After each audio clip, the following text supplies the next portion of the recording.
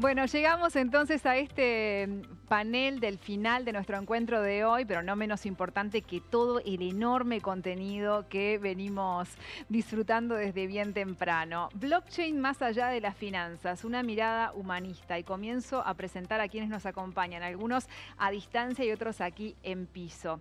Estará Federico Ast desde Argentina, fundador y CEO de Cleros, graduado en Economía y Filosofía, especializado en temas de democracia deliberativa y toma de decisiones colectivas.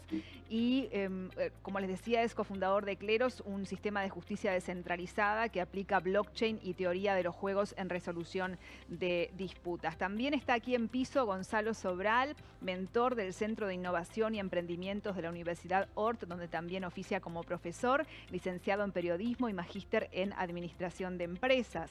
Nos acompaña aquí en piso Mariana Sanguinetti, quien será además la moderadora de este panel, cofundadora y CEO de The Chain Rockets, consultora de marketing y comunicación de empresas vinculadas al área de blockchain y DeFi. Hoy en día trabaja para la expansión y adopción de la tecnología blockchain y criptomonedas, tanto co-creando nuevas soluciones basadas en blockchain como la trazabilidad, así como desde la consultoría. Maximiliano Carllusta desde Argentina, cofundador de Money on Chain, Bitcoiner desde 2011, es un referente para la comunidad Bitcoin argentina, inversor y emprendedor en Bitcoin de larga data y consultor para diversos proyectos. Y aquí en piso también tenemos a mi tocayo, Alejandro Panuncio de Cores, asesor de blockchain y cripto.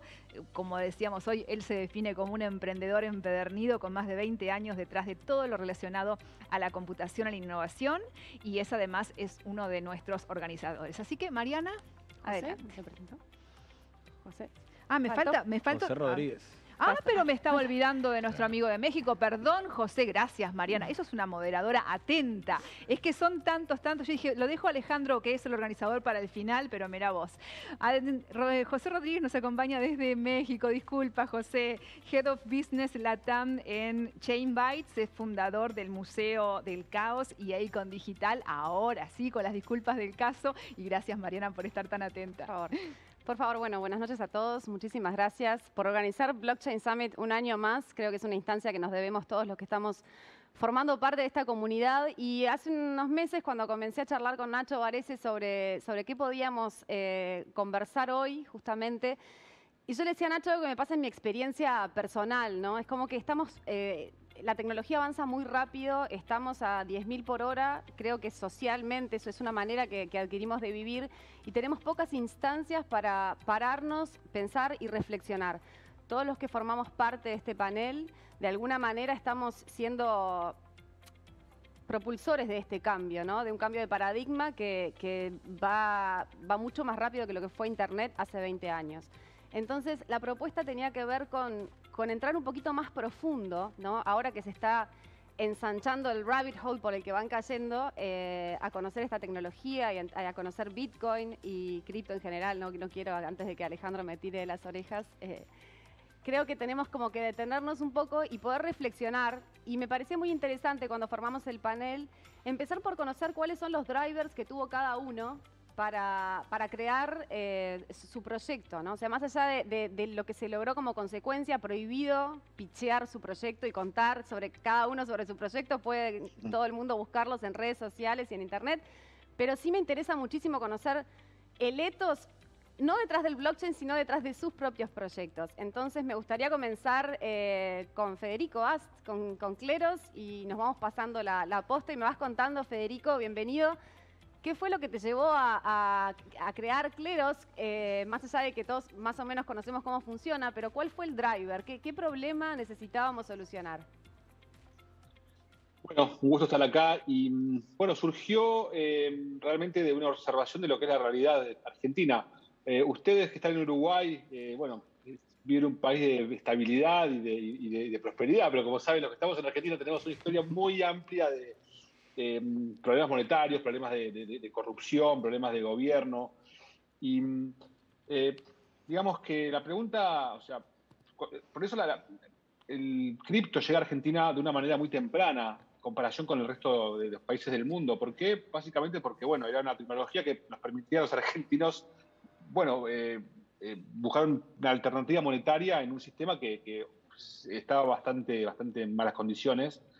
Y, digamos, la mayoría de la gente estaba más enfocada en lo que es el mundo de las finanzas y cómo se aplica el cripto al mundo financiero y el Bitcoin y, bueno, las monedas.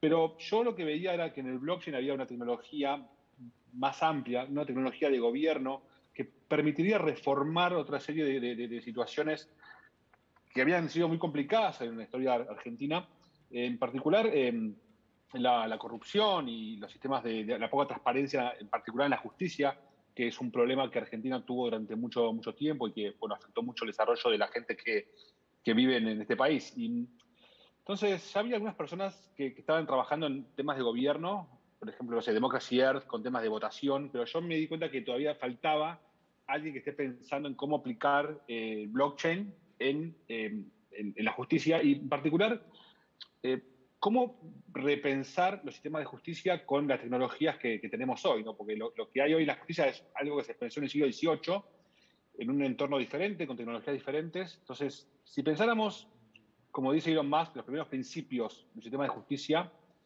con las tecnologías actuales y los problemas actuales, bueno, ¿cómo surgiría? ¿A qué se parecería esto? Y un poco lo que es Cleros surge de esta reflexión y bueno, nada, de este pensamiento y la aplicación de blockchain en problemas en el mundo legal. Y paro acá y después si quieren profundizo, pero no quiero tomar Muchas mucho más gracias. tiempo. Muchas gracias, Federico. Y le pasamos la posta a Max Carjusá, de Money on Chain. Muchas gracias, Mariana, por invitarme a todos. A ver, mi historia es bastante parecida a la de Fede, ¿no? Yo nací y viví hasta hace muy poco en Argentina y viví esa realidad.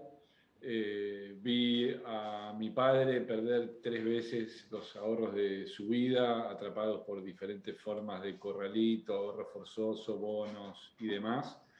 Y tenía como esa terrible necesidad de separar mi destino de el destino del país, ¿no? Y había encontrado este maravilloso instrumento que se llama Bitcoin, que permitía un montón de cosas, pero la realidad es que la volatilidad del Bitcoin es altísima y no permite a una persona normal usarlo como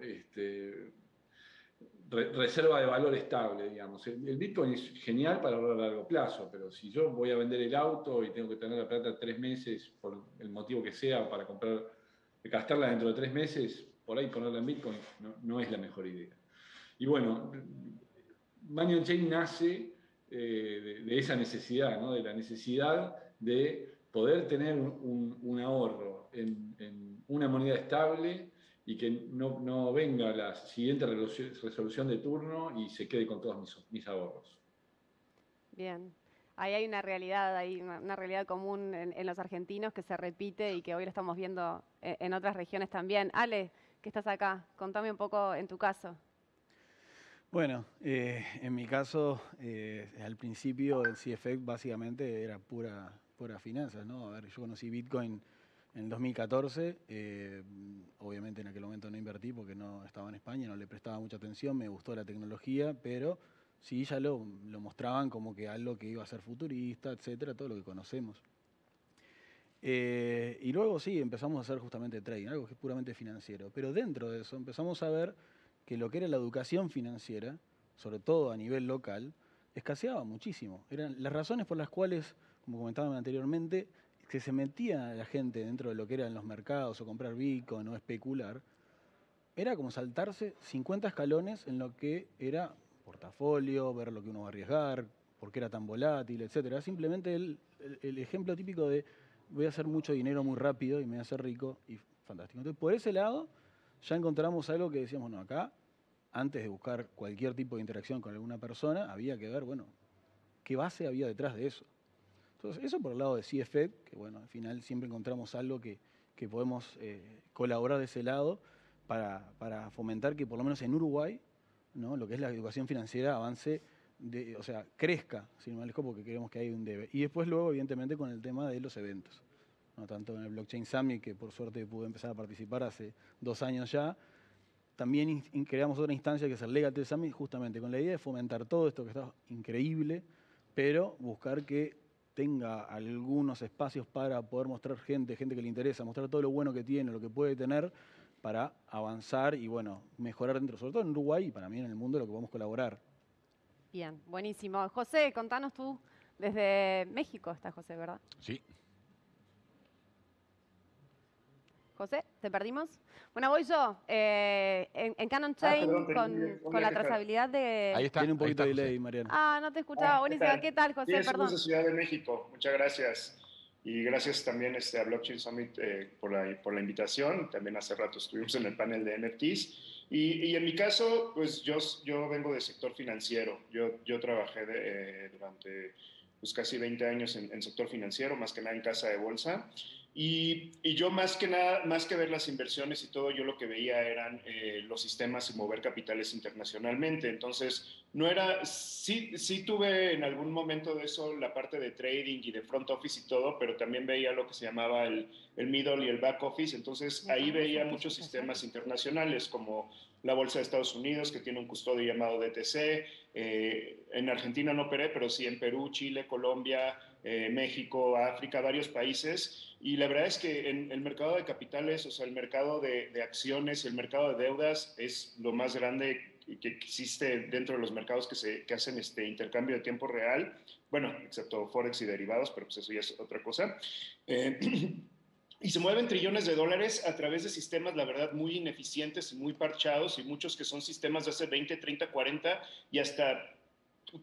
Había sistemas hechos en lenguajes de programación ya obsoletos que no cambiaban porque ya estaba tan interconectado con sistemas mundiales, y la verdad es que es muy frágil todo el sistema mundial. Entonces, para mí eso fue de las primeras cosas que vi, cómo realmente se iba a facilitar todo esto. Mis primeros emprendimientos de Bitcoin los empecé en 2013 y pues de Bitcoin empecé en 2011, pero no había mucho. Y empecé, pues ya en 2013 cuando empecé a invertir, pues había algo de infraestructura, pero todavía faltaba mucho. Entonces sí veía que Bitcoin iba a simplificar mucho todas estas comunicaciones, sobre todo en la parte de información, de dinero y sobre todo de valores, o sea, ya no solo acción, ya no solo dinero, o sea, valores, cualquier cosa, como ahorita lo estamos viendo con propiedad intelectual y con los diferentes DAOs y con los diferentes contratos que se están desarrollando. Y eso fue para mí lo primero, y la realidad es que sí es completamente un salto al futuro cómo se están haciendo ahorita las remesas con stablecoins, con Bitcoin y con criptomonedas, donde simplemente de un lado compras, del otro lado vendes y nada, automatizas un puente. O sea, eso que se ha logrado ahorita, antes si yo quería mandar, por ejemplo, de México a Argentina, tenía que cambiarlo de pesos a dólares, de dólares a dólar argentino, y en medio usar como 14 instituciones, personas, procesos manuales, tardar días. Y si le agregas aparte acciones, como nosotros movíamos valores, acciones, títulos de deuda, o sea, se vuelve muy frágil esa operación. Entonces, para mí eso fue lo primero que me sorprendió. Y ya de ahí empecé a ver todas estas aplicaciones y dije, para mí eso sí va a sustituir en algún momento no solo los bancos centrales, sino las bolsas de valores, y va a crear unas verdaderas bolsas de valores. Las bolsas de valores siguen operando como operan hace 100 años, algunas no operan más de 200, 250 días al año, y bajo un horario pues, peor que el burócrata más flojo de medio tiempo, o sea, de 8 a 3 muchas de las bolsas, cierran horarios, etcétera, ¿no? Y hay muchas ineficiencias también, ¿no? Operas hoy, liquidas en 3 días, 2 días, 5 días, depende del país, etcétera. Entonces, todo eso para mí sí fue un paso al futuro y cómo se volvió todo esto eficiente, y pues bueno, de ahí ya todos estos diferentes casos de uso.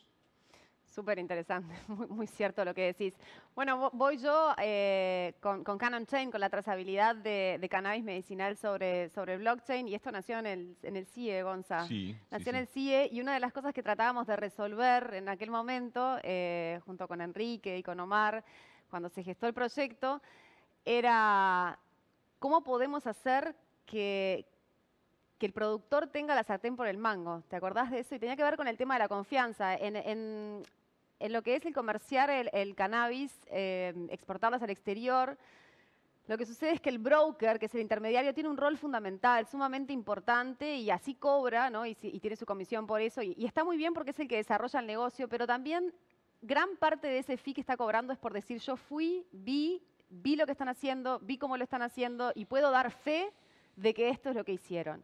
Entonces, que nosotros para trabajar sobre la confianza, te dejo la posta, Gonza, para contar un poco lo que hicimos, que tú fuiste gran creador de parte de la solución. Claro, porque, a ver, en realidad una de las cosas o uno de los cambios fundamentales de blockchain, yo también lo descubro a través de un amigo, bueno, es uno de los panelistas del Blockchain Summit, que es Pablo Coirolo, que me cuenta que él descubre esto en Berlín hace casi 6, 7 años.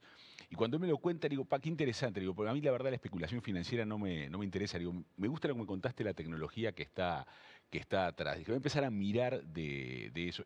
Y allí empecé yo a mirar esa tecnología a partir de cosas que a mí me preocupaban, ¿no? Por ejemplo, qué pasaba con la creación de contenidos, ¿no? Qué pasaba con la creación de contenidos y el poder decir esto es mío, cómo lo certificaba, ¿no? Cómo podían hacer creadores de contenido en pequeños mercados para poder de alguna manera transferir esas creaciones a otros lados y que se les pagara un precio justo. Después empecé a ver aplicaciones que podían tener que ver con los temas ambientales, ¿no? En lo ambiental hay un tema de un concepto importante de confianza, pero posiblemente todo lo que nos están diciendo que es muchas veces no es. ¿Y cómo lo certifico? ¿Cómo sé yo que estoy pagando más porque estoy apoyando un emprendimiento que dice hacer las cosas, pero que realmente lo haga?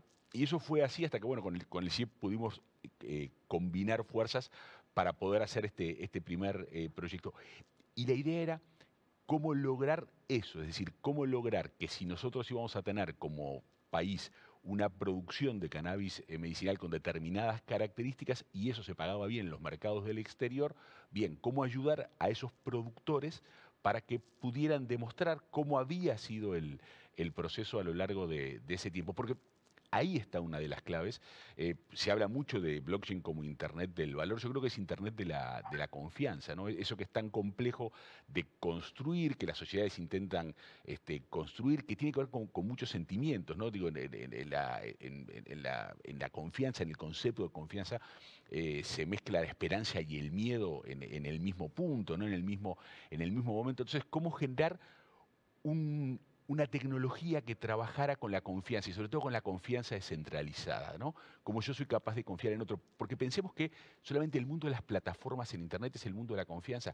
Cualquiera de nosotros puede decidir ahora, cuando terminamos acá, en cualquiera de los lugares donde están, los que están en Argentina, los que están en México, ir a comer a un lugar solamente revisando TripAdvisor. Yo confío en lo que dice otra persona, que es un par igual a mí, al cual lo conozco. Es decir, hay todo un elemento de Internet de la confianza en las relaciones todo el tiempo. Bueno, ¿qué pasa si llevamos esto a poder crear, por ejemplo, soluciones para mercados emergentes, con producciones emergentes? Bueno, ni que hablar con impacto social, pero bueno, lo hablamos en otro momento. Tal cual, tal cual. Súper interesante lo que comentás.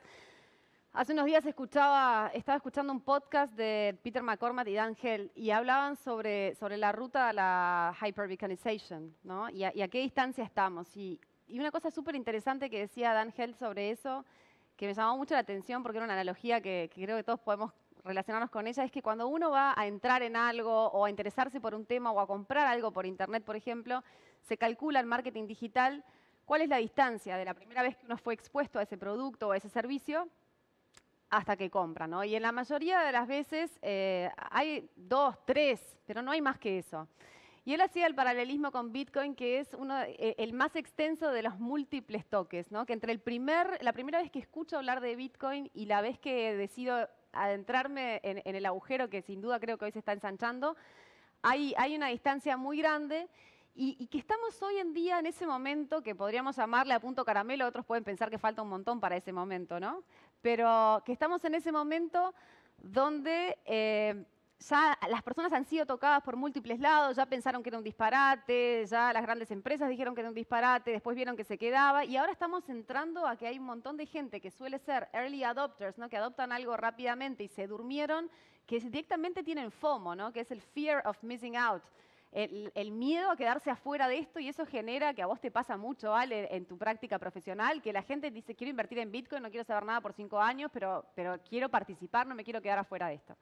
Entonces, me gustaría conocer la percepción que tiene cada uno. Tenemos el Mojón del Salvador también, que creo que es un milestone gigante del que cada uno tendrá su opinión y la podrá compartir. Pero en todo este contexto, ¿dónde siente cada uno de ustedes que estamos en la ruta hacia la hyper-bitcoinization? ¿Y cuánto falta, no? O sea, ¿y qué falta? Falta hablarnos con los gobiernos, falta regulación y aceptar que hay que sentarse a una mesa de diálogo. Tenemos que seguir por esta ruta libertaria. Escuchaba hace unos días, le comentaba a Ale, que Texas repatrió su oro. Dijo, no confío en la Reserva Federal, se trajo su oro de Fort Knox y entonces hay ahí un rumor de que puede ser Texas el próximo lugar que adopte Bitcoin después de El Salvador. En toda esta locura que estamos conversando, me gustaría conocer sus distintas percepciones de dónde sienten que estamos parados en esa ruta y también cuál es el rol desde cada uno, el rol dentro del proyecto de cada uno que creen que deberíamos tener para poder seguir adentrándonos en esto. Comenzamos capaz que por José. Para mí, honestamente, en los años que he estado aquí, sí me sorprendió mucho el crecimiento que ha tenido Bitcoin en el último año y medio, sobre todo a finales del año pasado y a principios de este año. Un crecimiento que, por ejemplo, similar al que se tuvo en otros años como 2013, como 2017. Y la velocidad con lo cual llegó a $50,000, digo, a ver, después hubo esa gran corrección del 50%, pero pues nuevamente en menos de un año regresa para allá, ¿no? Para mí sí fue muy rápido cómo se logró, cómo el market cap pasó a $1 trillón o 1 millón de millones de dólares, no solo de Bitcoin, sino de diferentes de criptomonedas. Pero algo que sí es innegable es que por más de que haya resistencias de algunos gobiernos, de algunos bancos centrales, de algunos jugadores que tienen algún pues, interés político, económico, etcétera, sigue avanzando en todos los países a pesar de que tenga todas estas resistencias y pues por lo menos Bitcoin sigue siendo, yo diría que una de las monedas en el mundo después del dólar americano con más pares de intercambio en todo el planeta. Tiene más que el peso mexicano, tiene más que el peso argentino, tiene más que el real brasileño, tiene más que cualquier moneda de Latinoamérica. Y ya con todo esto que se está construyendo, todas estas diferentes criptomonedas, stablecoins, proyectos, etcétera, ya no solo puede ser moneda contra moneda, sino también contra valores, ¿no? Uno de esos casos, pues aquí con Max, con esas stablecoins, de esa manera, pues también se puede ver metales preciosos, commodities, lo que sea, que va a poder ser representado dentro de esto.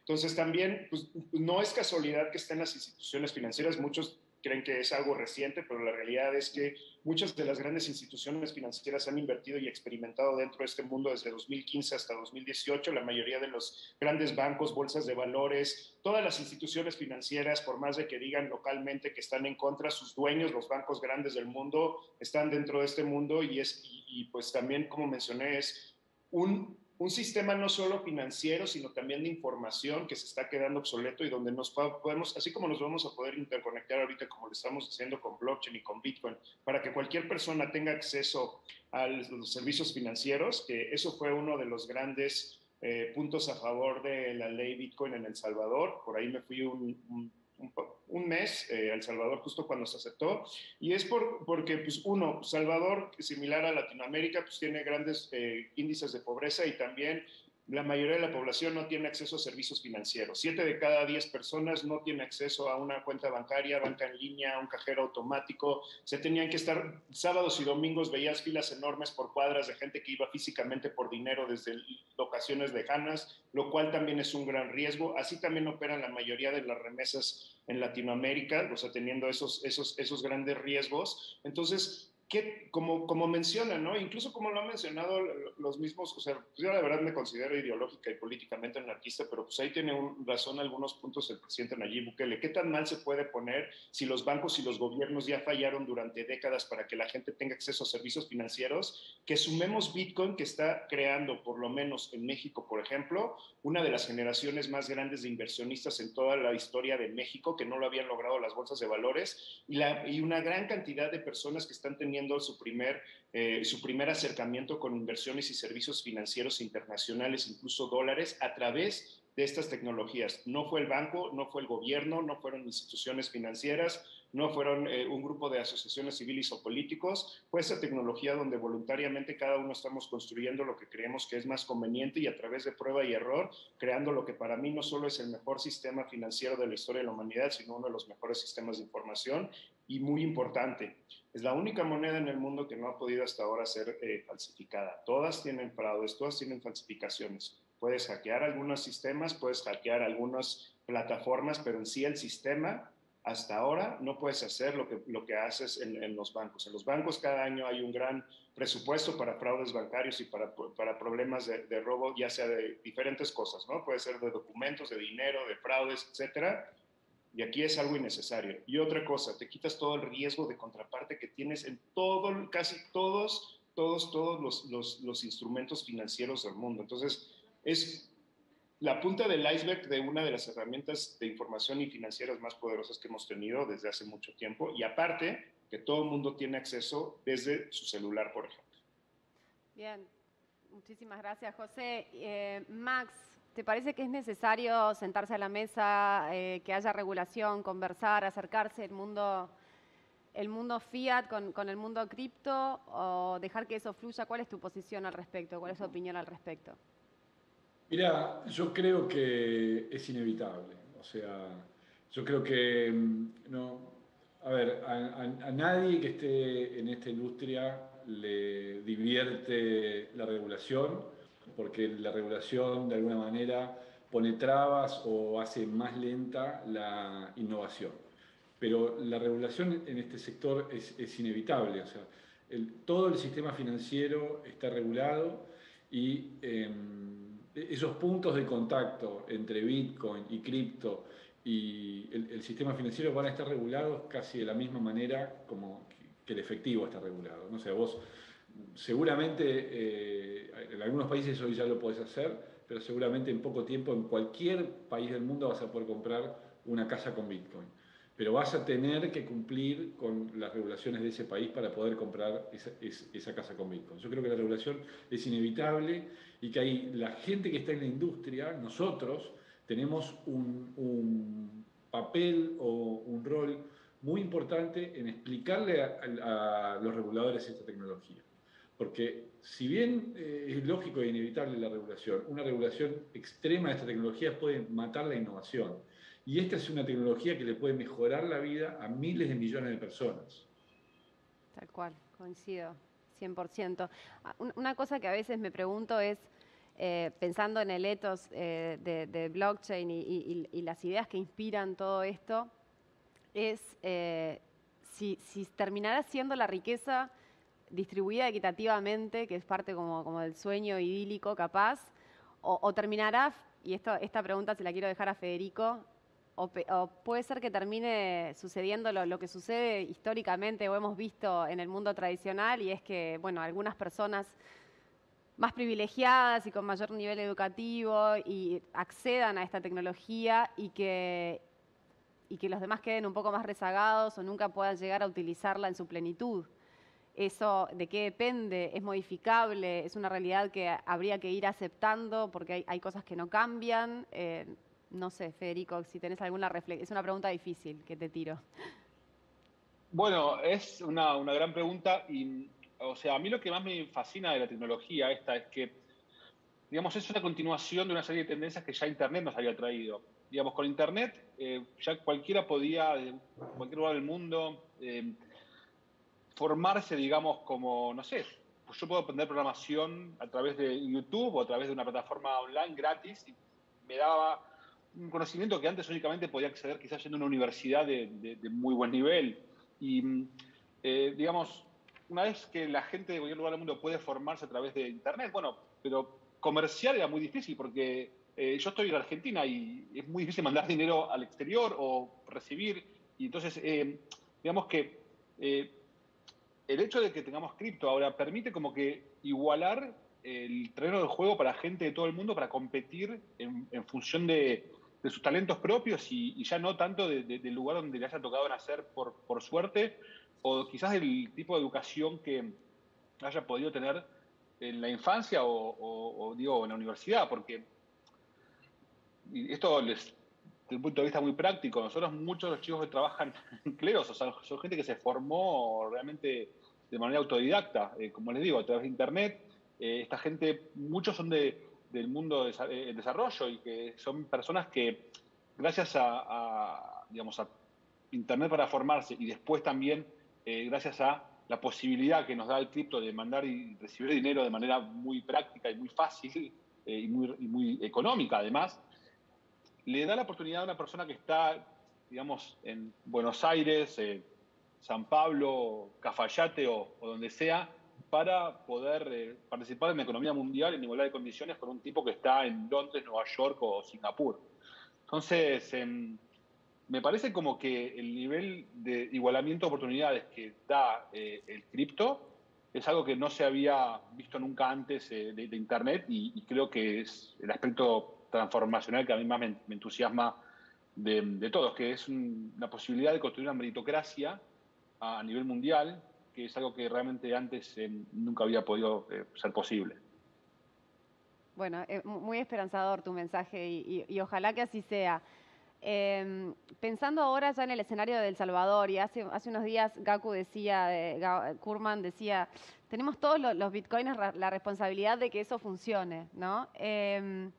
Y ahora les mostraba recién a Alejandro y a Gonzalo, acá en piso, una foto de la tapa del diario en El Salvador de hoy que decía, los salvadoreños no quieren Bitcoin, ¿no? Entonces ahí creo que se hace tangible el desafío.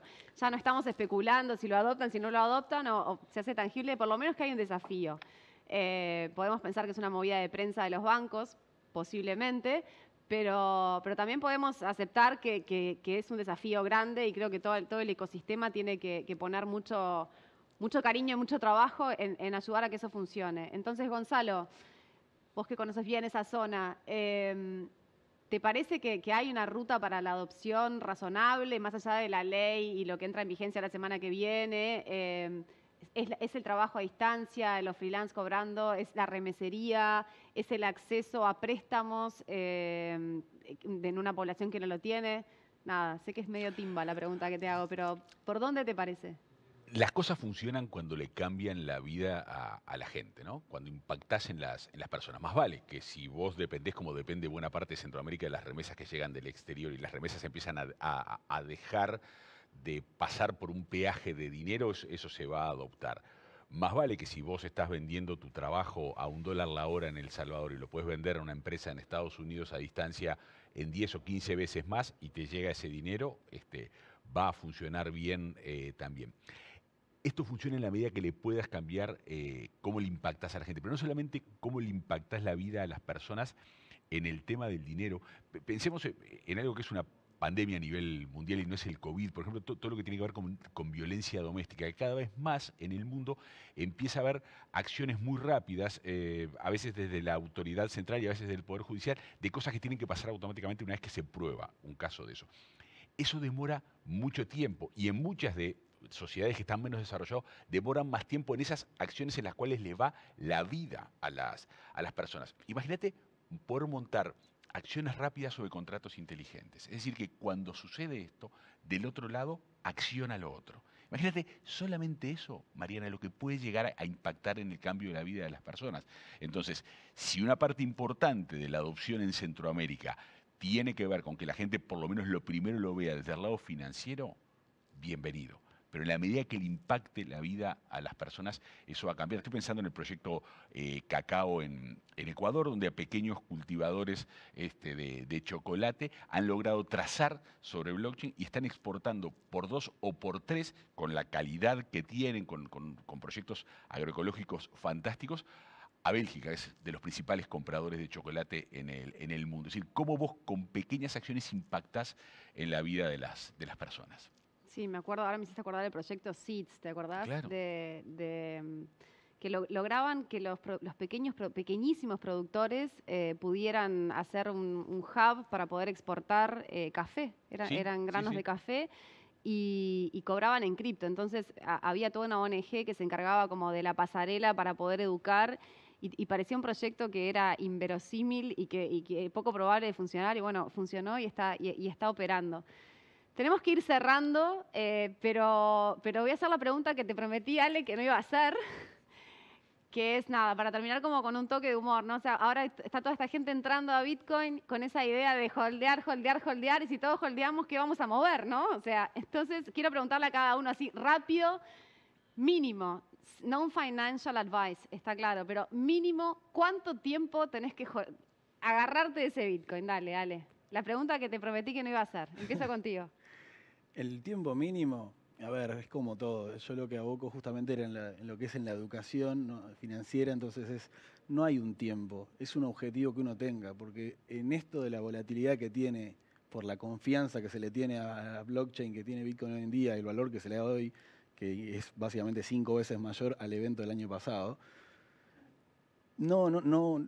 Podés entrar ahora y la gráfica te va a mostrar que puede evaluarse para arriba y para abajo. Entonces no hay un tiempo. Ahí uno se tiene que plantear objetivos, tratar de seguirlos y cumplirlos. Bien, bien, me saliste por la tangente igual. Y Max, mínimo para holdear. Toda la vida, me dice Max ahora. Obvio. No te escuchamos. Max, creo Max, que estás muteado. Tenía el micrófono apagado. Te lo voy a poner al revés, porque yo creo que más importante de cuánto tiempo tenés que guardar el Bitcoin es cómo entraste y cómo compraste ese Bitcoin. O sea, en lugar de agarrar toda la plata que tenés en el bolsillo e ir a comprar Bitcoin mañana, agarrar la plata, dividirla por 30 y todos los meses comprar un 30avo de esa cantidad de plata que pensabas invertir en Bitcoin. Así vas a disponer de la plata cuando vos quieras. No vas a tener el problema de que no, compré hoy y tengo que esperar 5 años para venderlo. Ahora, si eso te da demasiado trabajo y no lo podés hacer y vos querés ir y de una comprar los bitcoins, que yo, insisto, no recomiendo hacer eso, y tenés que pensar que los vas a tener que guardar como por 4 años. Pero más que por el tiempo que los vas a guardar, pensá para qué los querés. Compraste los bitcoins porque estabas ahorrando para un auto. Bueno, seguí agregándole bitcoin todos los meses para comprar el auto. Y el día que con esos bitcoins te compras el auto, vas, los vendés y te compras el auto. Bien, bien. ¿Puedo contar una historia ahora que Dale, Max contá una hace historia. este cuento? Contá una historia. Hay uno de los fotógrafos más famosos de aquí de Uruguay que hace 5 o 6 años me cuenta que había cobrado un trabajo, no era un trabajo muy grande, que con eso, es fácil hacer la cuenta cuánto valía un Bitcoin hace 5 o 6 años, había comprado un Bitcoin. Y él lo planteaba que ese Bitcoin él pensaba usarlo para cuando su hijo, que en ese momento tenía 6 años, ahora tiene 12, fuera a entrar en la universidad, para poderle pagar la universidad. Él con eso, hoy en ese momento, le pagaba al hijo, creo que era en una universidad privada en Uruguay, solamente 2 meses. En el medio de esto, con otro trabajo, compró otro Bitcoin más. Hace poco me contó que el segundo Bitcoin lo iba a cambiar en provecho propio porque ya el primer Bitcoin le bancaba a su hijo una universidad en Estados Unidos, la que él eligiera. Ese es el caso de Max, ¿no? El tema de ponete una meta y fíjate qué es lo que va a pasar. Tal cual. Conozco el cuento. Sí, conozco el cuento que nació en un Puntatec, así creo. Es, así es. Creo. Federico, tirate ahí un riesgo. Es una pregunta un poco injusta porque la sesga hacia el Bitcoin, ¿no? Porque otra posibilidad uno puede invertir en algún proyecto de Ethereum o de otra plataforma de smart contract que sea interesante y que sea algo que te apasione, que puede ser transformar los smart contracts, o sea, transformar la social media, o transformar el arte a través de NFTs o lo que sea. Así que para ese tipo de proyectos, el horizonte para mí mínimo que alguien tiene que pensar es de 5 años. Y igual te respondo lo del Bitcoin, porque nada, me Me enojo, Bitcoin, pero no te lo respondo. Sí. Te lo respondo igual. Para mí la forma más efectiva de entrar en el mundo de las inversiones en Bitcoin es hacer lo que se conoce como dollar cost average. Todos los meses compras $100 en Bitcoin y no te importan las fluctuaciones. El mes que suba comprarás menos, el mes que baje comprarás más, pero todos los meses vas a ir acumulando un poco y cuando la apreciación empieza a ocurrir, vas a estar adentro y no tenés que estar desesperado viendo las fluctuaciones del mercado. No miren todo el tiempo las fluctuaciones de los precios porque el corto plazo es muy deprimente a veces, ¿no? Entonces es mejor tener horizontes más largos y esa es una buena forma de empezar. Tal cual, José, voy contigo antes del cierre. Sí, o sea, coincido, o sea, como lo que han dicho, hay que, no solo para Bitcoin, para todas las inversiones hay que tener una estrategia de entrada y de salida. ¿Por qué estás entrando? ¿Por qué saldrías? Ya sea porque te vaya bien o mal y el tiempo que tú esperas. Y coincido, una de las mejores maneras, no solo para invertir en Bitcoin, sino para hacerlo una disciplina, ir construyendo un portafolio, es cada vez que tengas un ingreso, destina un pequeño porcentaje siempre al ahorro y a la inversión, y poco a poco vas creando un pequeño portafolio donde pues vas a poder entrar a diferentes instrumentos y donde pues eventualmente eso te va a empezar a dar un ingreso pasivo y donde pues te vas a poder tomar mayores riesgos y en unos años pues ya no va a importar si pierdes tu empleo o todo porque pues ya vas a tener un portafolio, ¿no? Y esto también es una manera de contrarrestar uno de los mayores riesgos que tienen las inversiones como Bitcoin o las que son que tienen alta volatilidad, ¿no? Hasta ahora, en mediano y largo plazo, pues sí hay una tendencia muy clara al alza y más que eso hay una tendencia, como comentamos todos, de que esta tecnología se siga desarrollando y que desafortunadamente todos los bancos centrales, incluido el de Estados Unidos, que normalmente era visto como el más blindado, salgan de control como lo han hecho con su política monetaria y con su inflación, por lo cual, pues para mí es inevitable que al mediano plazo no valga más Bitcoin. Bien, muchísimas gracias. Bueno, les quiero agradecer a todos su tiempo compartido y sus reflexiones, las preguntas que les gustaron y las que no. Así que nada, y agradecerle especialmente a Blockchain Summit el espacio para poder reflexionar sobre estos temas y ojalá nos sigamos encontrando y teniendo opiniones divergentes, que eso también es lo que enriquece un poco el debate. Así que muchísimas gracias a todos por acompañarnos. Bueno, muchísimas gracias a Mariana, a Alejandro, a Gonzalo, a Max, a Federico y a José que nos acompañaron también online. Este ha sido el último panel, pero no se vayan, enseguida venimos con el cierre de esta, la primera jornada del Blockchain Summit Global.